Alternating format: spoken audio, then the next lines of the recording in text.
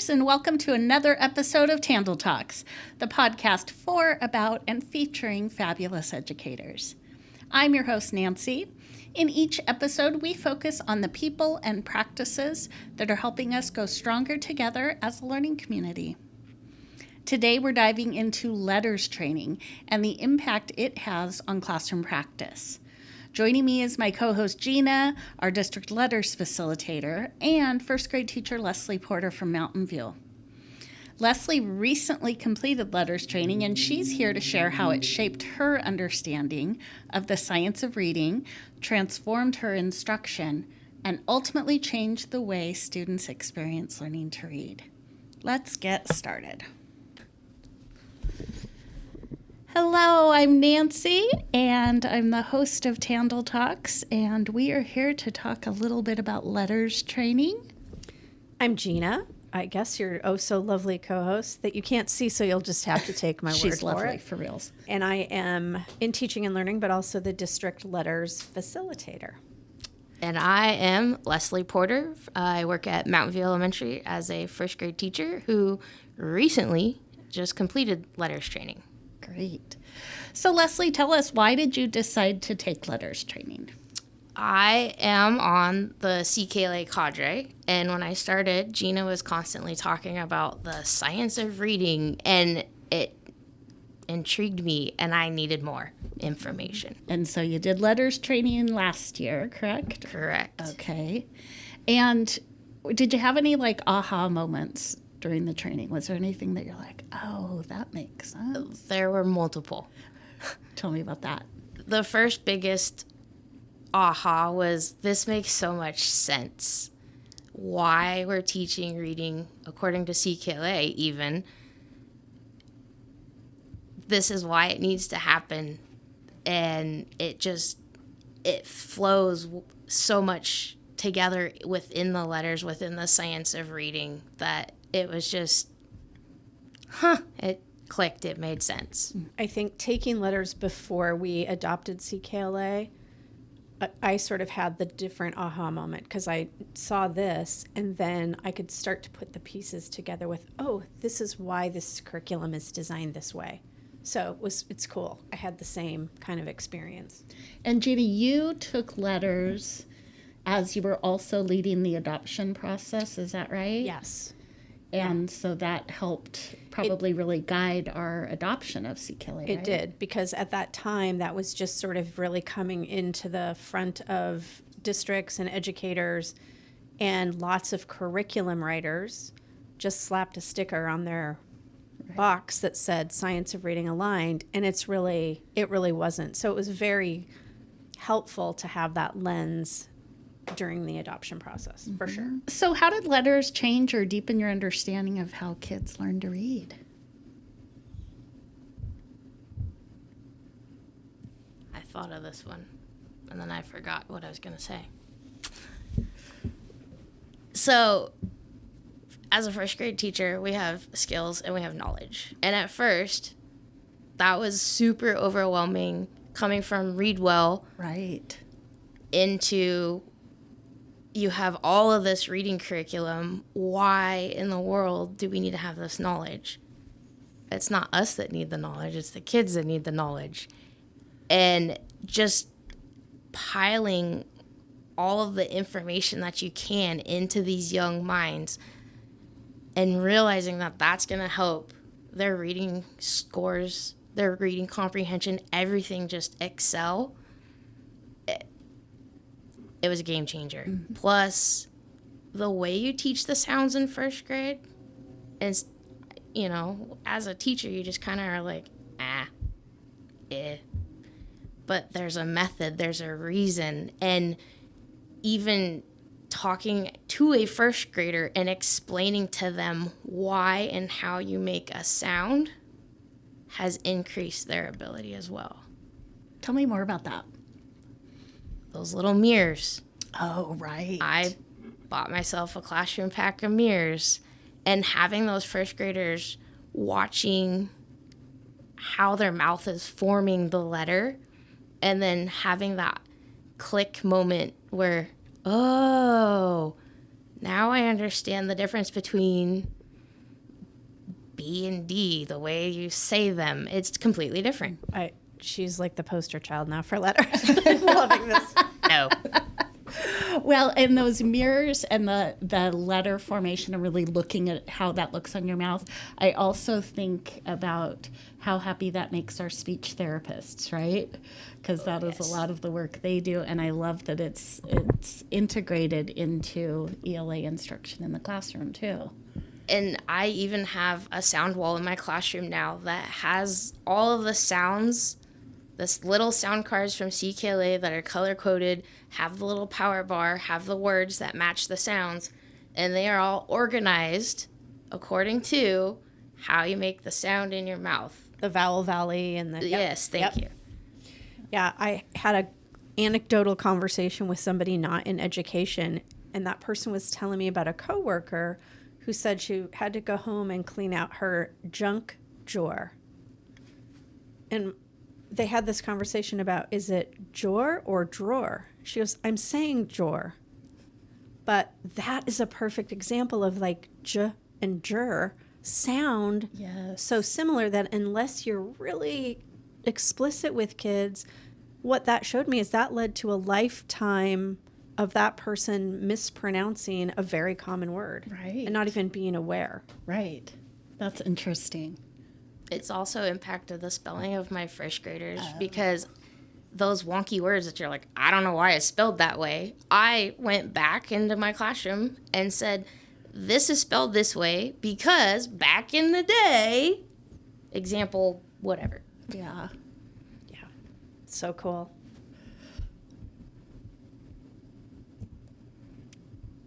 So how has your experience with letters influenced your day-to-day instruction in the classroom?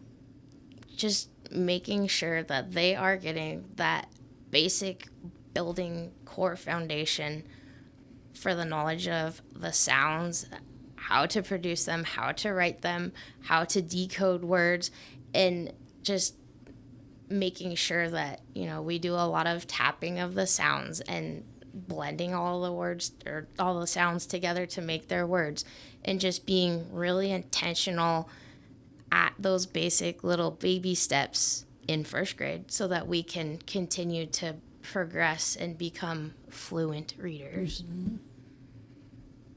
We talked about this morning, but sort of the go slow to go fast. Like we're really slowly introducing all these sounds and having them do them so that they can fly later. Love that. Leslie, can you think of like a specific student that you've worked with that maybe you tapped into your knowledge of after attending letters training of reading instruction? I had a handful in my class last year, and within your letters training, you also focus on 3 students as well. And some of my beginning thoughts, starting within letters of those students, I was kind of correct on their lack of skills, but once I got more into the letters training, I realized that, no, they're actually missing completely different things that I hadn't even thought of. Oh. So you're really able to dig in diagnostically. Yes. And I ended up you don't even have to dig that far after you're done or once you're in the letters training to look at your whole class and be like, oh, this one's missing that one. Oh, okay, this makes more sense. Oh, gosh. Yeah. The bridge to practice activities, I think, are really powerful because you pick 3 students when you start the training that stick with you the whole time. And there's always things that you're doing with these students after every unit or every session. So it's really cool. And then you can apply those to your other students as well that would be in that same need of the skills. Right. Are your other team members at your grade level, have they gone through letters training? No. Okay. I went through with a kindergarten coworker. Okay. Has that changed your collaboration or enhanced your collaboration at all with her? We just talked about it yesterday. Yes, but it also enhances collaboration within my team because there are those lingering questions. Why are we still doing this? Oh, well, that's because, and I feel like a big know-it-all. And you are. Yeah, I was going to say, if you know it all, you know it all. No. To quote the great Bethany Frankel from Real Housewives of New York.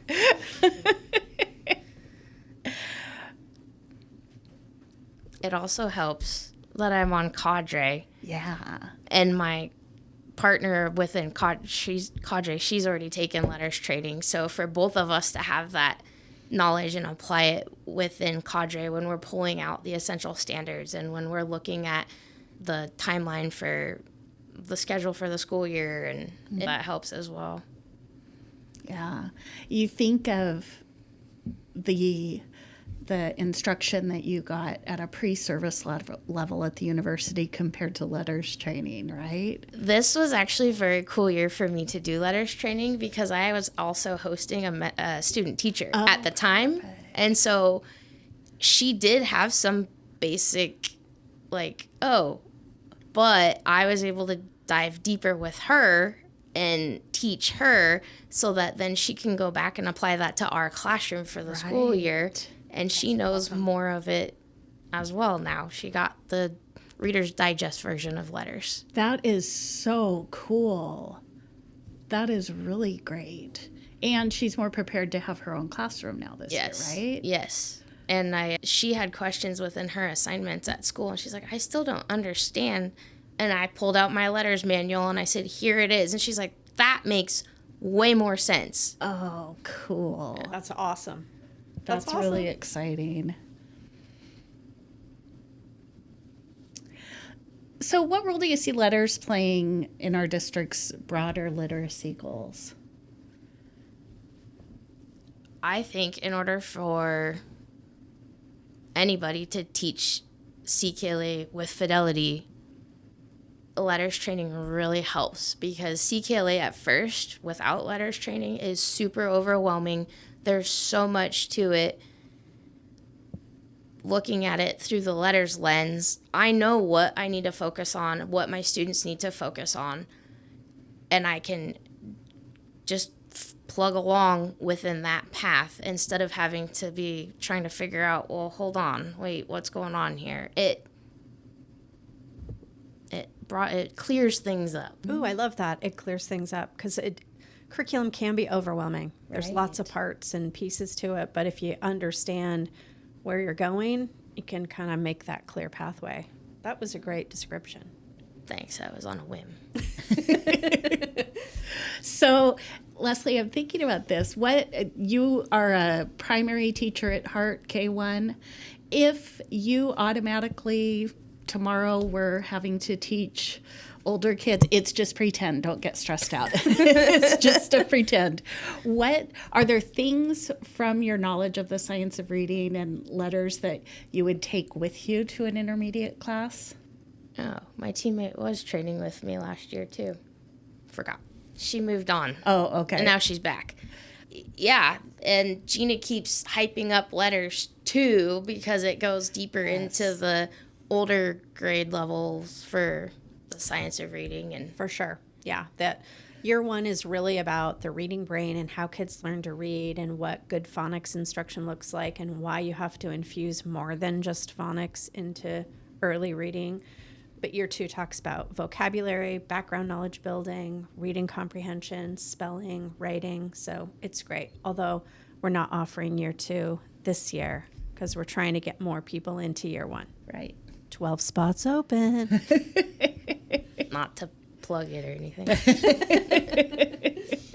But no, I think it really would help, because you do have the upper elementary school students who are lacking something within their reading knowledge.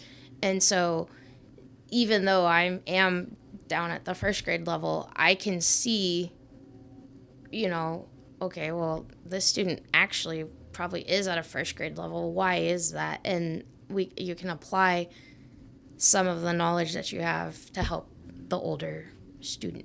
Right. But back to that diagnostic piece that you talked about, yes. Right? Even with bigger kids, you have a better idea of where the gap is, yes. And how you could pinpoint that. I remember feeling really unsure about how to help those third graders who came to me with just a lack of the ability to read, and I didn't always know, well, I kind of never knew what to do. I mean, in my head, I would be like, well, we don't teach reading in third grade. We expect you to come to us knowing how to read. So I'll sort of grasp at some straws and hope that that helps you, but I didn't really have a plan. Right. I have a retired third grade teacher that often volunteers in my classroom, and she taught third grade for years, and she came in and was watching a CKLA lesson and said, if I had known this is what first grade is about, teaching these building blocks, these skills of reading, I probably would have moved to first grade. Is that a little shout out to Kim Tunison? It might be.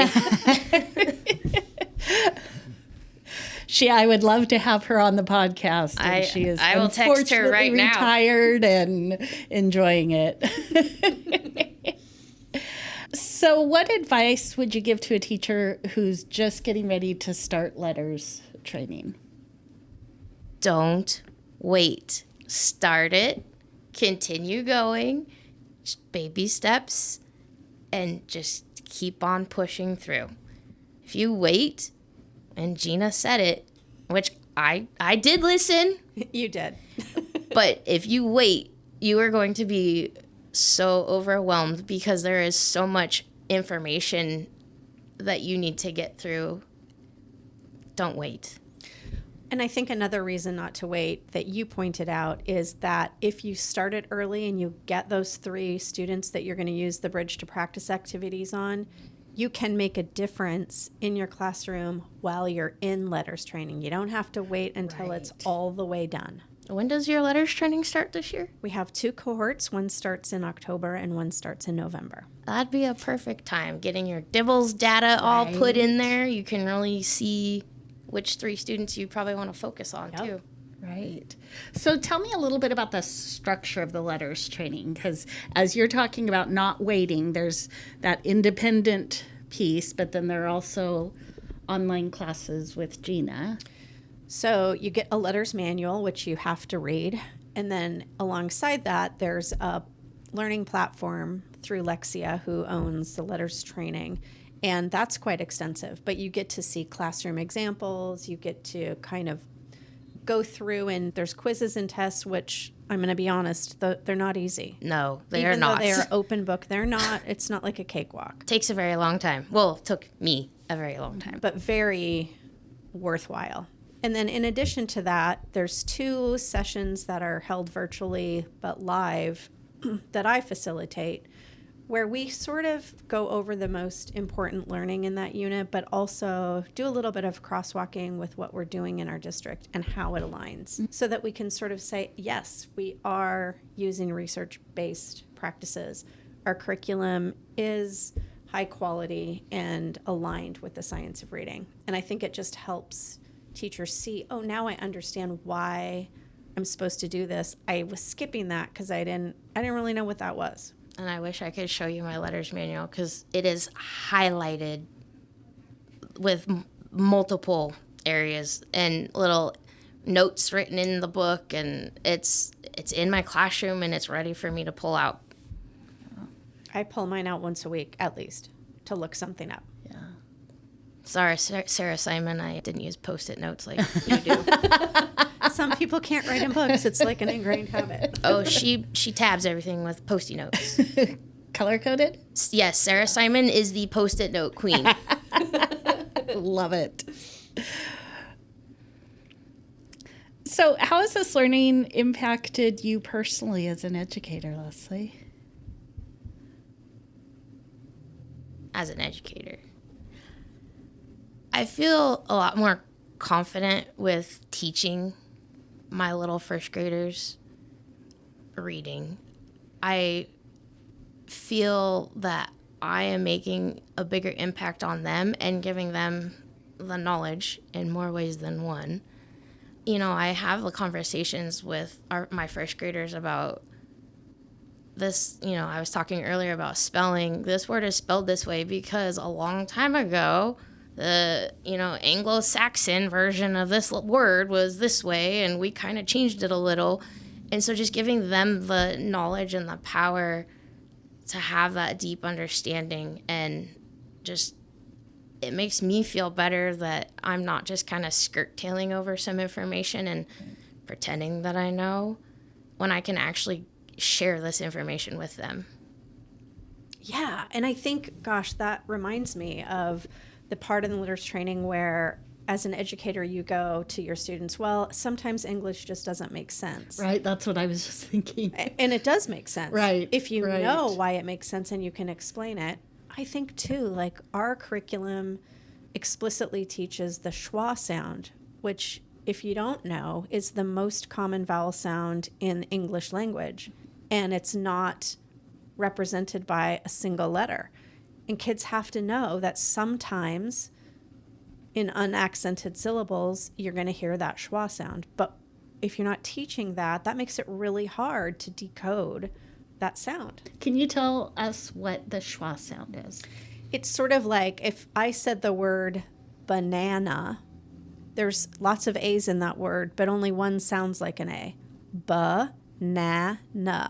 So it's that sort of sound that is in lots of words that we just, if I was a kid hearing that word, I wouldn't spell it B-A-N-A-N-A. Right. So that's what schwa is. Yeah. I had a thought, it left. Story of my life. When you think about your little first graders as readers, what gives you the most hope and excitement for the future? It's fun just watching them, like, I can't read at the beginning of the year. I can't read. And then all of a sudden they're like, wait, I am reading. I can read. And in first grade, there's a huge growth. Yes. And just watching them from, like right now, beginning of the year, I'll be watching them. And then I love reminding them at the end of the year how far they've come. Right. What power you're giving those kids to access information and learn about the world. It just makes me happy. There is nothing more exciting than teaching beginning grading, I think. It's fun. It's so cool. And yeah, as you see their growth, and it's observable and measurable, and a lot of times they don't observe it though, right? Like kids will be like, what? I always knew how to do this. Dude, you didn't. I'm a reader. And I love saving my writing samples from the beginning of the year. In fact, day one, they're going to have a writing sample that they're going to give to me, and then giving them a whole portfolio of their writing from the year and watching them at the end of the year say, what did I do? Of course, I can read it. So I know that, as Gena said, we've got 100. We had 100 slots for letters. We've got 12 left. 12 that are open. Leslie, why should teachers consider taking letters training? It was just empowering. It was enlightening. It was, it's like I said, watching my first graders go from I can't read to, oh my gosh, I am a reader. I can go from, well, I can teach, sure, to, no, I can teach. I understand the background knowledge needed to be able to teach this. Right. Such good words. Yeah. Letters, not words. And it's a pretty hefty time commitment. Is it 45 clock hours? Well, you earn 45 clock hours, but you're probably putting in more than 45 hours. Okay. I mean, if between the reading and the learning platform and the live sessions And the bridges to practice. Right, bridge to practice activities, which you can kind of do during your school day. So it's extensive. You also now sorry about this, but starting this year, you can earn 15 CCDEI hours for your research. Sorry, love. Wow. Well, next year you can take year 2. So There you go. the other thing I always think about, 45 clock hours is a pretty big step if you're still Moving up that towards salary that. schedule Yes. for sure. Yes. I need to look at that. Yes. I don't know where I'm at. And you can brag about it. Like, And you "Ooh, can look, brag I got about it." 45 clock hours this year. It was well worth it. Good. Anything else that you would like our listeners to know about LETRs training? All the cool kids are doing it. They are, and it changed what I understood reading instruction to be. Right. So, I don't know, it was transformative. Kind of blew my mind. Mine as well. All right. Well, thank you both for being guests on TandL Talks today. I appreciate your time, and I can't wait to see what your first graders do this year, Leslie. I'm excited. Me too.